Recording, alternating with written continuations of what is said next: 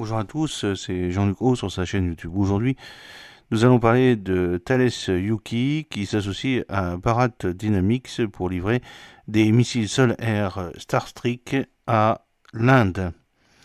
Actuellement, les capacités des forces indiennes en matière de défense aérienne à très courte portée reposent sur le système russe de type MANPAD, Man Portable Air Defense System IGLA-1, doté d'un autodirecteur infrarouge. Ce dernier ayant fait son temps, New Delhi envisagea de le remplacer par le 9K338 IGLA-S, code OTAN SA-24 Grinch, aux dépens du Mistral de MBDA, du RBS 70NG de Saab, du FIM 92 de Stinger de Raytheon et du Star Trek de Thales Air Defense. Ce dernier ayant été jugé non conforme au moment des évaluations.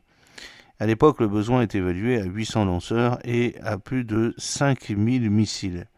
Seulement, le ministère indien de la Défense décida de changer son fusil d'épaule et de privilégier une solution nationale en notifiant à l'Organisation de recherche et de développement pour la défense, DRDO, le programme Veshurad.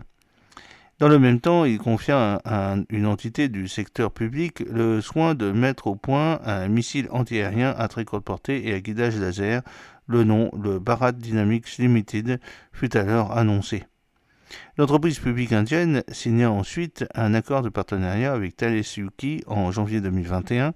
Il s'agissait alors de proposer une solution Star Trek au gouvernement indien dans le cadre de sa politique Made in India. 4 ans plus tard, Thales Yuki et Bharat Dynamics Limited ont annoncé la signature d'un contrat pour la fourniture initiale de systèmes de défense aérienne portables LBRM, Laser Beam Reading Manpad, en réponse à une demande du gouvernement indien visant à renforcer les capacités du pays dans ce domaine. Avec la fourniture cette année de missiles à haute vélocité, le Star Trek, et de lanceurs, l'Inde va bénéficier pour la première fois de capacités de défense aérienne à très courte portée, a fait valoir Thales Yuki, qui a oublié le IGLA-1 russe. Cette avancée marque la création d'une solide base pour instaurer une collaboration et un partenariat de production à long terme. S'inscrivant dans la droite ligne de l'initiative Make in India, ce partenariat permettra de répondre aux besoins actuels et futurs du ministère de la Défense indien, a ajouté l'industriel. A priori, si l'on se fie à des informations de presse locale, il est question de fournir 200 lanceurs et 1200 missiles aux forces indiennes dans le cadre d'un programme doté de 580 millions de dollars. Il s'agit d'un événement exceptionnel pour toutes les parties concernées par le développement des capacités de défense aérienne qu'offre le système LBRM.